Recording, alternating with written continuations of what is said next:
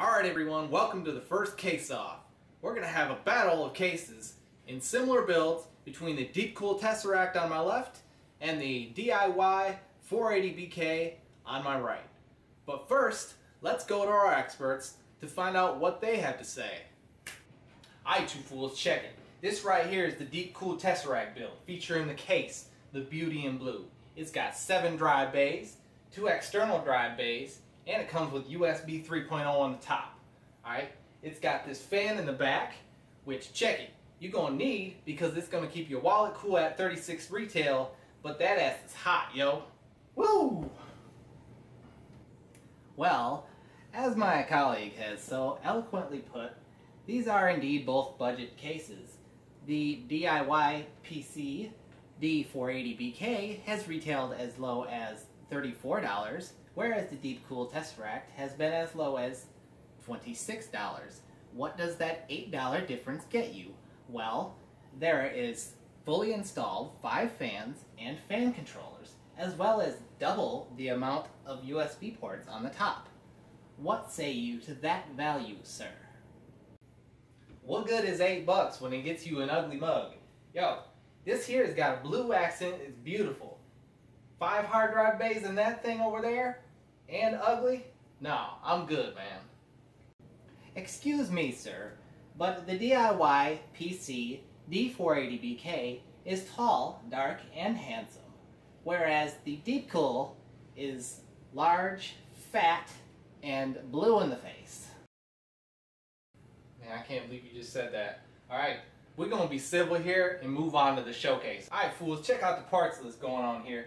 We both got the Gigabyte H170M D3H going into these cases. We got the EVGA 750B2 Supernova, a very well-reviewed power supply.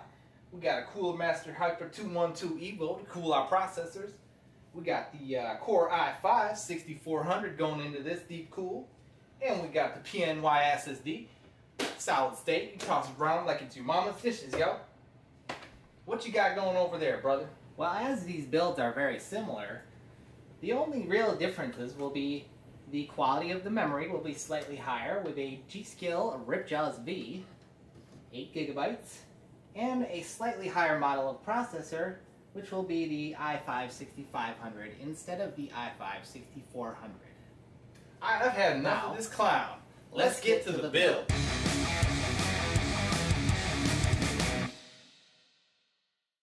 Let's take a look inside these cases. Note that in the bottom right or left is an indicator of which case we're currently looking at. The bottoms of both cases feature 4 feet and a filter for the power supply to draw air up from the bottom, and the backs of the cases are very similar as well, as they both feature 7 expansion slots and a rear exhaust fan. The Deepcool case features bulging side panels as well as a vent on the side, whereas the DIY has a very slick look to it. On the front of the Deepcool case, the blue accent surrounds the black mesh, and on top we got spring-loaded power and reset buttons as well as USB ports and audio ports and LED indicators. The DIY has a matte black look with mesh intake on the front, and the top features fan controllers, 4 USB ports, audio ports and LED indicator, a tiny reset button, and a spring-loaded power button. And there's also a magnetic filter for the top exhaust fan. Now looking at the insides, the Deepcool has space for 3 external drives. Underneath that is 3 spots for smaller drives or SSDs, and 4 standard drive bays. We see the power supply spot with the bottom intake, and the 7 expansion slots, which we'll discuss later. Here's the pre-installed blue fan as a rear exhaust, and then you can see the top 2 fan spots with a mesh filter, and then a quick look at the top panel from the inside. Now moving on to the DIY case, we can see the inside is designed quite differently. There are no hard drive bays from this side, and as you can see there's only 2 spots for external drives. You'll notice as we move around and check out these 7 expansion slots that all the fan slots are occupied, and also note the holes going to the back of the case, which are used to keep all your cables nice and tidy and out of sight.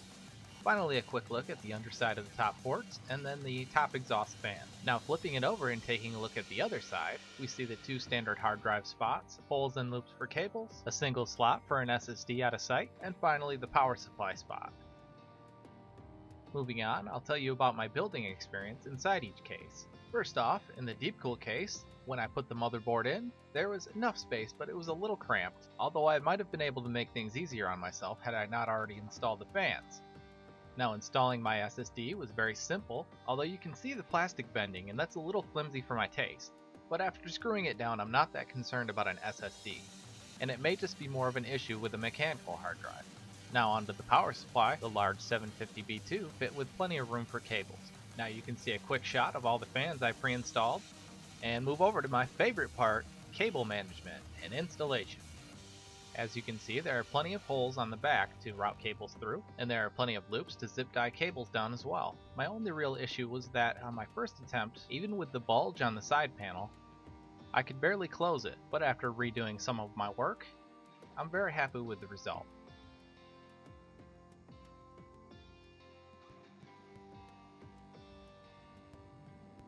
It looks decently clean, and there really isn't much I can do about the stiff motherboard power cable and the USB 3 cable. Now moving on to my experience building in the DIY case, it was very refreshing to not have to squeeze my arms in to put the motherboard in.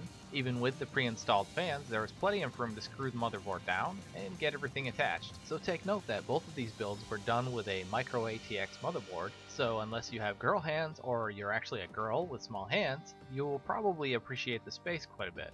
Now installing the power supply in this case was a bit of a different experience. It works, but it's a bit cramped, and there is a cabling issue that I'll address later. I guess that's the price you pay for the space on the other side. Moving on to the SSD installation. I do like the idea of this out of the way spot, and it worked good. My only issue was having to route a string of SATA power cables up just for one device. And speaking of and moving over to cable management, it works out very nicely in the end. There are plenty of holes and mounts for zip ties, but then there was that issue with the power supply.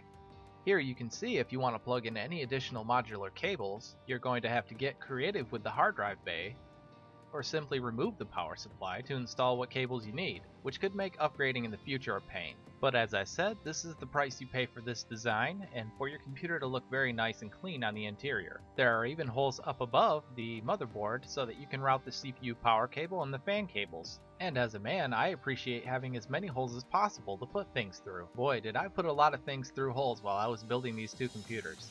All for you, the viewer. You're welcome. Now for the last part of my build testing, I wanted to see how each case would fit my Gigabyte 7950.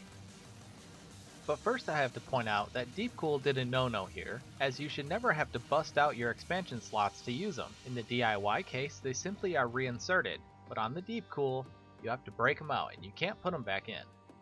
Now as for each case actually fitting my large card, you can see in the pictures both of them fit with room to spare. Although the DIY definitely takes home the gold here, with enough room for any graphics card you'll ever need. Now, I ran some benchmarks in each build, but the only one I'm going to park on is the temperatures. Here, I was surprised to see the Deepcool come out on top. Now, the DIY case didn't perform bad, but the Deepcool case did very well, and if you recall, it has that side vent, and even though I didn't install any fans on it, it made a good bit of difference with the graphics card, and even a small difference with the CPU cooler. Both cases did well, but Deepcool gets the win here. And we're finally here at the showdown, where our entrants will receive their final value scores. Now I'll give a quick rundown on some of the extra factors that you see scrolling down your screen that we haven't touched on a whole lot yet. In terms of case materials, the DIY seems thicker and has better feet, although both cases do have some plastic accents, which is something you would expect at these price points. In terms of looks, the DIY has more of a professional look to it, while the Deepcool has more of a gamer look to it. And with the fan filters, I was unimpressed with both of them. There is a filter on the bottom of each case that protects your power supply that you can and should remove and clean, but it's all made of a very basic mesh. Now the DIY did get a bump for its magnetic filter on top. And both cases also get a negative for having those spring-loaded buttons that seem to plague every budget case. Now with all that said, time to reveal the final scores. At its lowest price, the DIYPC D480-BK gets an 8 out of 10. And also at its lowest price, the Deepcool Tesseract VF gets a value score of 6 out of 10. Now let's head on back to our experts to see what they have to say. Now I can't believe this garbage that I didn't get this award. I hate you fools, I hate you fool, and you fool too. I don't like anybody. I'm super pissed off that I'm just gonna get out of here right in the middle of... Well, thank you so much, sir, for your admittance of failure. And also, fuck you. Now, we at DIYPC deserve this award for one reason and one reason only. That is the value. For a mere $8 difference in lowest price, we got the entire case filled out with fans and fan controller, extra USB ports over the Deepcool, and also a very spacious interior for cable management, and simply easier to build in. Thank you so much for this award, and I hope you all have a wonderful rest of your day. Well, that was interesting, wasn't it, folks? If you missed either actual build inside of the cases, you can go either here or here. Now, I'll see you on the next case off, and there will be plenty of more content coming your way, so like and subscribe. Howdy.